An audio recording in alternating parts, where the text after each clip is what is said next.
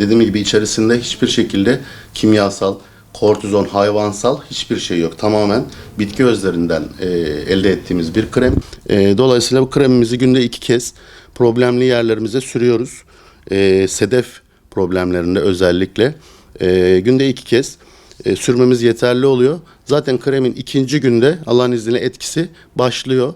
Hiçbir şekilde hani diğer kortizonlu kremler gibi deriyi inceltme, hararetlendirme vesaire tarzında asla bir problem oluşturmaz. Yan etkisi zaten sıfır. Kremin tek istediği bizden buzdolabında durması. Eritmemeye çalışacağız. Soğuk duracak. Buzdolabında yaz kış. Kullanmak istediğimizde alacağız. Günde 2 kez sürmemiz yeterli. El ve ayaklarda ne yapıyor?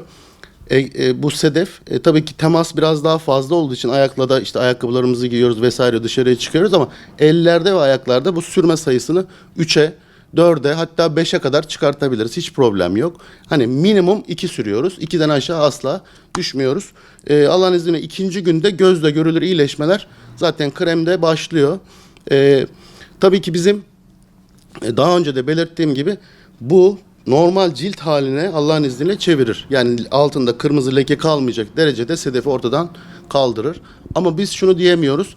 Sedef hastalığı sizin vücudunuzdan tamamen arınmıştır, bitmiştir diye bir iddiamız yok. Yani asla bir problemle karşılaşmazsınız. Onun için böyle hastalar, böyle tekrarlayan hastalar olduğu zaman ne yapacak? Kremi tekrar uygulayacak. Tabii kremde şöyle bir özellik var. Saç derisinde de egzamalar veya sedef problemleri veya kabuklanmalar olur. Onda da çok etkili. Saç derisinde de kullanabiliyoruz. Bütün vücudumuzda kullanabileceğimiz bir krem.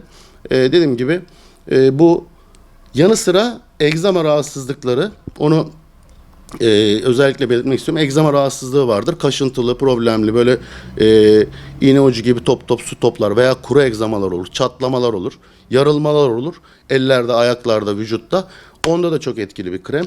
Onda da kullanabiliyoruz. Yanı sıra ekstra sizin röportajınızda söylemek istediğim kremin uyuz hastalığında da etkisi kanıtlandı. Uyuz problemleri gezinen bir kaşıntıdır bu. Vücutta oranız kaşınır, buranız kaşınır, bakarsınız göbeğiniz kaşınır, enseniz kaşınır. Yani gezen bir rahatsızlıktır. Uyuz hastalığı, kaşıntı problemidir. Dolayısıyla bu krem uyuz problemini de Allah'ın izniyle ortadan kaldırıyor. Güvene güvene kullanabileceğiniz bir krem. Çünkü kortizonlu krem etki çok hızlı olduğu için acaba kortizon mu var başkanım? Asla kortizon kimyasal yok. 9 çeşit bitki kombinasyonu var içerisinde. Bizim kendimiz de bunu hani biraz da meslek sırrı olarak gizliyoruz. Ama bitki var sadece. Hiçbir şekilde bu 9 çeşit bitkinin homojen karışımıdır bu. Donuk olmasının sebebi 9, dediğim gibi 9 bitki burada homojen karışık duruyor. Eridiğinde, buna erittiğimizde ne yapıyor? Bu sıvılaştığı zaman atıyorum 3'ünden 4 tane bitki dibi oturuyor.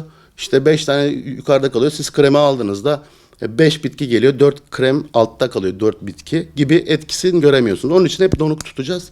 Ama böyle aldığımızda donuk olduğumuz 9 bitkinin 9'u da gelecek. Zaten sürdüğümüzde Allah'ın izniyle ikinci gün gözle görülür hemen problem ortadan kalkar. Önce dışındaki beyaz tabaka varsa o beyaz tabaka, ondan sonra altındaki kırmızılık ortadan kaybolup gidiyor Allah'ın izniyle. Dediğim gibi 2,5 sene süre içerisinde biz bundan yaklaşık 4.000-5.000 hastaya ulaştık. Yani gitti. Allah'ımıza çok şükür bir kişi de bile bize bu işe yaramadı diyen kimse çıkmadı. Ha şöyle şeyler olabiliyor. Mesela telefon açıyor, diyor ki başkanım bu krem sadece böyle bir durdurdu. Şimdi onunla da konuşa konuşa insanlar da anlıyoruz. Artık ezberledik işin açıkçası.